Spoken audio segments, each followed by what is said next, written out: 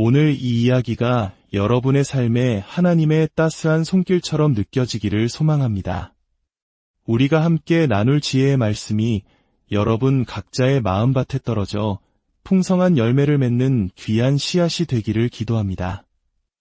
혹시 이 채널을 처음 방문하셨다면 잠시 시간을 내어 구독과 좋아요를 눌러주세요. 여러분의 작은 참여는 이처럼 선하고 의미 있는 메시지가 더 많은 사람들의 마음에 닿을 수 있도록 돕는 귀한 나눔의 시작이 됩니다.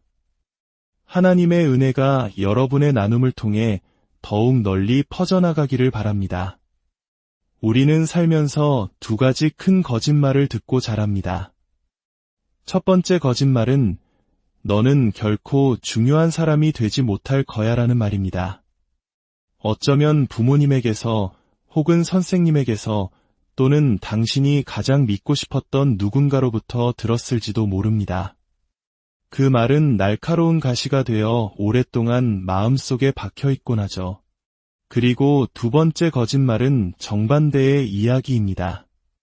너는 내가 원하는 무엇이든 될 수 있어라는 달콤한 속삭임입니다.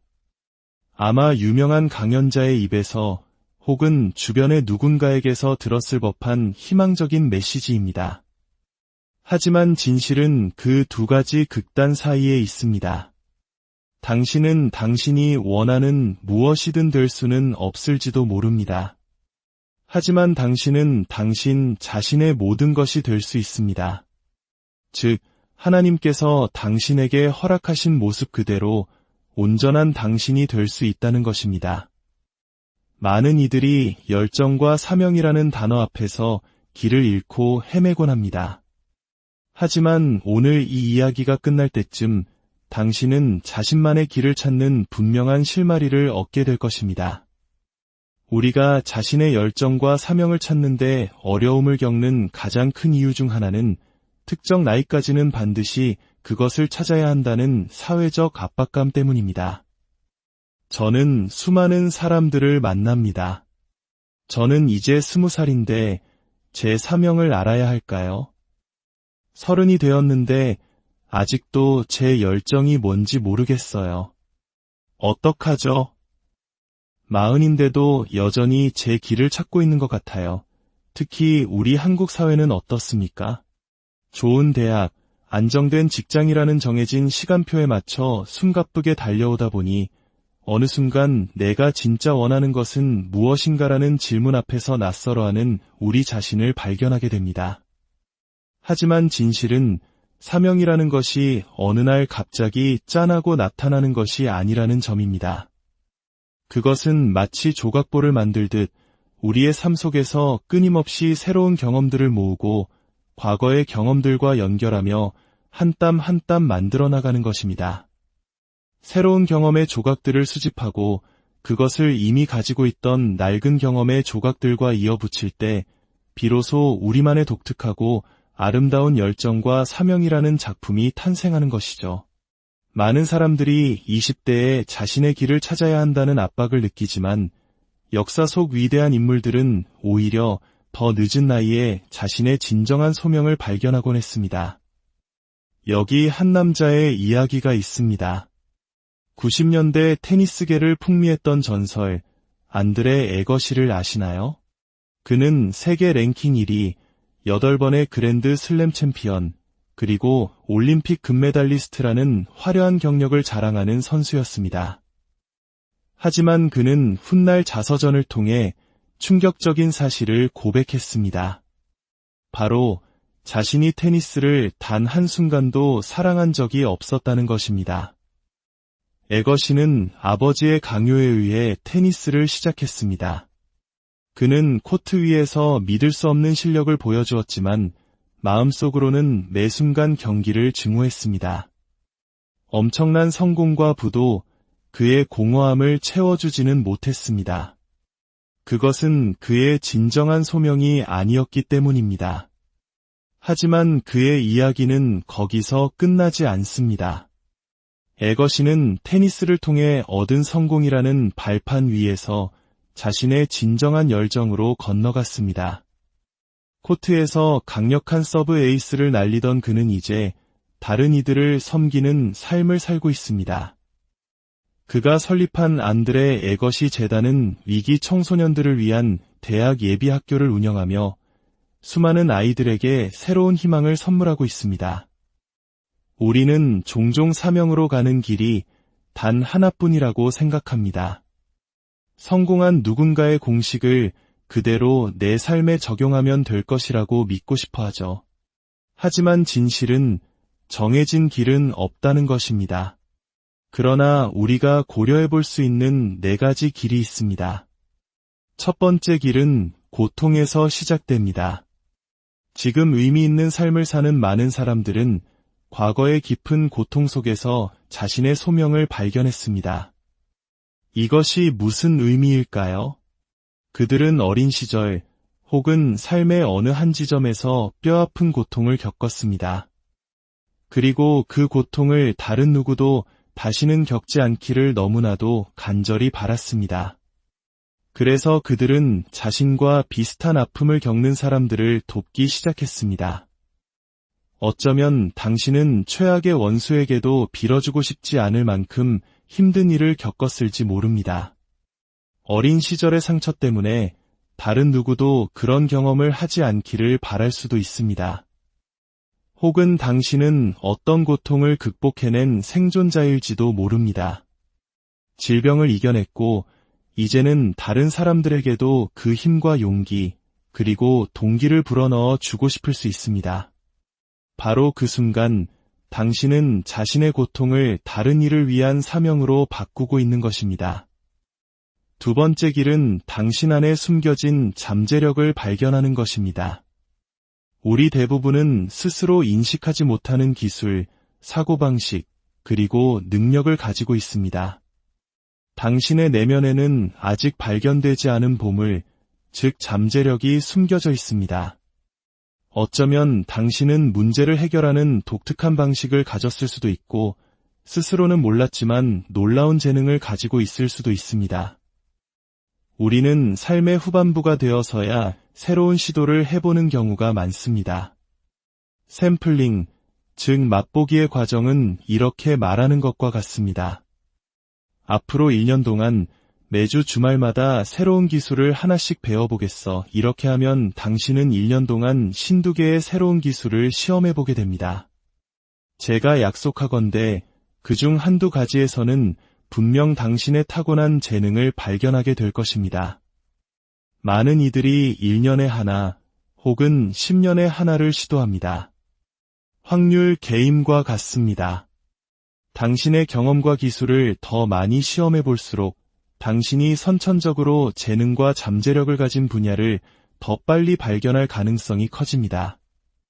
저 역시 18살 때 관리, 리더십, 연설, 기획 등 정말 다양한 일들을 시도했습니다. 그리고 그 과정 속에서 제가 배우고, 가르치고, 나누는 것을 사랑한다는 사실을 깨달았습니다. 그 이후로 그것은 제 삶의 일부가 되었고, 저는 그 기술을 연마하고 발전시키며 끊임없이 스스로에게 도전해왔습니다. 방법은 간단합니다. 실패를 두려워하지 마세요. 실수를 허용하세요. 앞으로 1년, 아니 당장 앞으로 30일 동안 가능한 한 많은 것을 시도해보세요. 당신의 숨겨진 잠재력을 발견하는 여정은 바로 거기서부터 시작됩니다. 세 번째 길은 당신이 세상에서 발견한 문제를 해결하고자 하는 마음입니다. 당신 주변의 세상에서 당신의 마음을 끄는 문제가 있을 수 있습니다. 당신이 직접 경험한 고통이 아닐지라도 당신이 해결해야만 할 것 같은 과제, 도와야만 할 것 같은 대의명분이 있을 수 있습니다. 지구가 처한 환경 문제를 더 이상 지켜볼 수만은 없어요. 제가 나서서 도와야 해요. 라고 말하는 사람들이 있습니다. 또 다른 사람들은 동물들이 학대받는 현실이 너무 가슴 아픕니다. 제가 도와야만 해요. 라고 말합니다. 이처럼 우리는 외부의 문제에 대해 소명의식을 느끼곤 합니다. 많은 이들이 바로 이것을 사명이라고 생각하며 그 부르심이 오기만을 막연히 기다립니다. 하지만 이 부르심은 종종 우리의 고통이나 잠재력과 연결될 때 더욱 강력해집니다. 네 번째 길은 당신이 이미 가진 발판을 활용하는 것입니다. 앞서 이야기한 안드레 에거시의 경우처럼 그는 자신이 이미 구축한 성공이라는 발판을 사용하여 세상에 긍정적인 영향을 미칠 수 있었습니다. 저는 지난 10년, 20년의 세월을 헛되이 보냈다고 느끼는 분들을 많이 만납니다. 그들은 경력, 직함, 승진을 좇느라 청춘을 바쳤지만 이제 와서 모든 것이 무가치하게 느껴진다고 말합니다. 하지만 진실은 그렇지 않습니다. 당신이 가진 모든 경험, 당신이 지금까지 이룬 모든 것은 결코 헛되지 않습니다. 그것은 당신이 세상을 위해 선한 영향력을 발휘할 수 있도록 굳건히 서게 해주는 발판입니다. 당신의 경험을 얕보지 마세요. 당신의 기술을, 당신이 쏟아부은 노력을 과소평가하지 마세요. 당신이 몇 살이든 인생의 어느 지점에 있든 상관없습니다. 당신이 쌓아온 모든 것, 배워온 모든 것을 사용하여 다른 사람들을 섬기고 도울 수 있습니다. 자, 그렇다면 어떻게 나의 잠재력과 기술, 그리고 열정을 발견하여 다른 이들을 도울 수 있을까요? 지금 저와 함께 당신의 방향을 찾는데 도움이 될 간단한 연습을 해보겠습니다. 4개의 목록을 만들어 보세요. 첫 번째 목록은 기술은 있지만 열정은 없는 것들입니다. 당신이 꽤 잘하지만 그다지 즐기지 않는 일들입니다. 아마도 당신은 선천적으로 숫자에 강하거나 편집을 잘하거나 사람들의 행동을 꿰뚫어 보는 능력이 있을 수 있습니다. 하지만 그것에 대해 열정은 느끼지 못할 수 있죠. 대부분 우리의 직업이 여기에 해당합니다. 우리는 잘하는 일을 기반으로 직업을 갖지만 그것을 진심으로 즐기지 못하는 경우가 많습니다. 이 범주에 속하는 3가지를 적어보세요. 두 번째 목록은 기술은 없지만 열정은 있는 것들입니다. 저는 사진 찍는 걸 정말 좋아하는데 사진 실력은 엉망이에요. 혹은 미술을 사랑하지만 작품을 사고 파는 것에 대해서는 아는 게 하나도 없어요. 와 같은 것들입니다.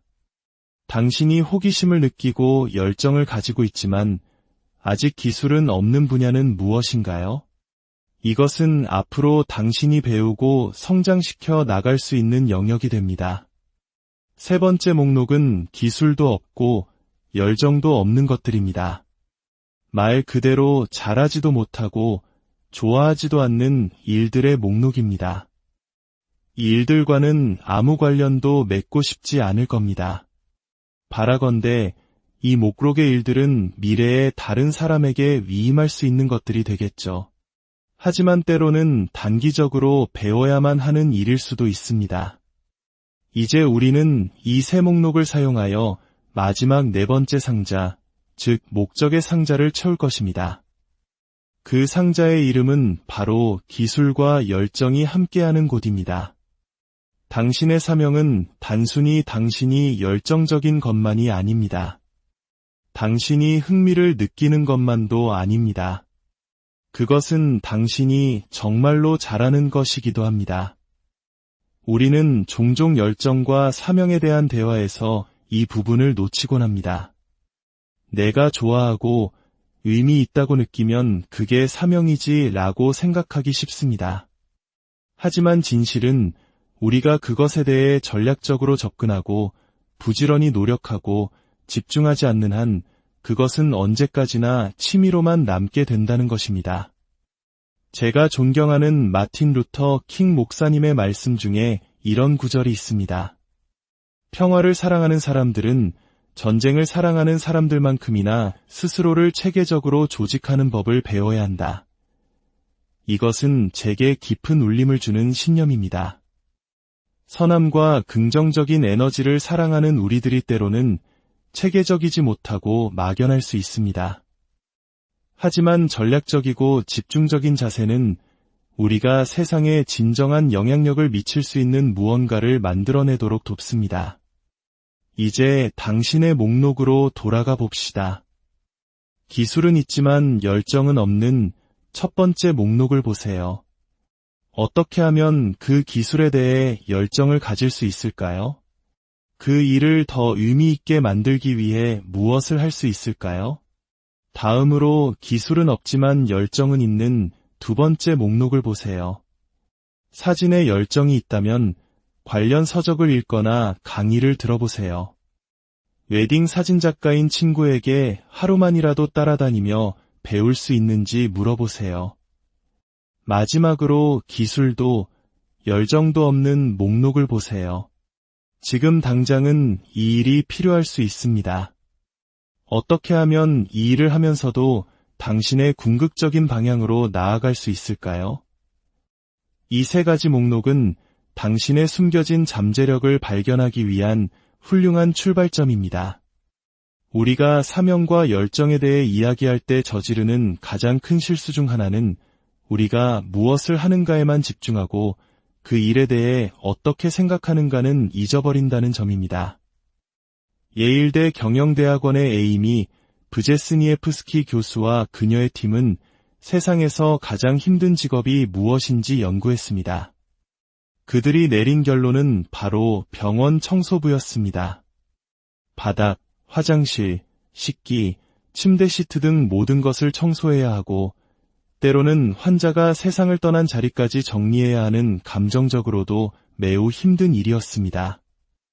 연구팀은 병원 청소부들을 인터뷰했습니다. 한 그룹의 청소부들은 스스로를 저숙련 노동자라고 묘사했습니다. 우리는 그냥 바닥과 화장실을 닦는 사람들입니다. 라고 말했죠. 그런데 연구팀은 전혀 다른 그룹의 청소부들을 발견했습니다. 그들은 똑같은 병원에서 똑같은 시간 동안 똑같은 급여를 받으며 일했지만 스스로를 치유자라고 불렀습니다. 연구팀이 그 이유를 묻자 그들은 이렇게 답했습니다. 우리는 청소가 환자의 치유 과정의 필수적인 부분이라고 믿습니다. 병실이 깨끗하면 환자들의 기분이 나아지고 가족들도 더 오래 머물고 싶어 하죠. 우리의 일은 환자들이 어떻게 느끼는지에 매우 중요합니다. 에이미 교수팀은 이것을 잡크래프팅, 즉 일의 의미를 재창조하는 것이라고 명명했습니다. 일의 본질은 당신이 매일 무엇을 하느냐가 아니라 당신이 하는 일에 대해 어떻게 느끼고 생각하느냐에 달려있다는 것입니다. 제가 사랑하는 작가 웨인 다이어는 이런 말을 했습니다. 우리가 사물을 보는 방식을 바꿀 때 우리가 보는 사물들이 바뀐다. 저는 오늘 여러분에게 도전하고 싶습니다. 당신의 일을 다르게 바라보십시오.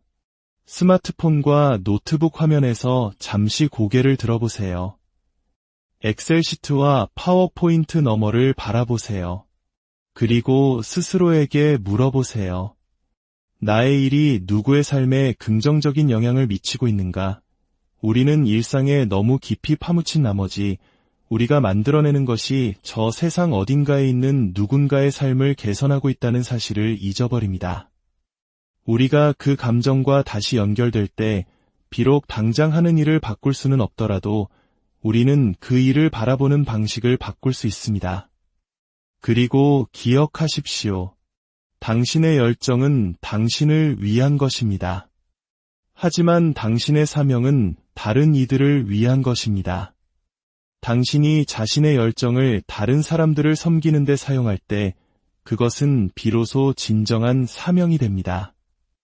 여러분의 삶 속에서 하나님께서 예비하신 놀라운 목적을 발견하시길, 그리고 그 길 위에서 늘 평안과 기쁨이 함께하시기를 진심으로 기도합니다. 이 이야기가 여러분의 여정의 작은 등불이 되었기를 바랍니다.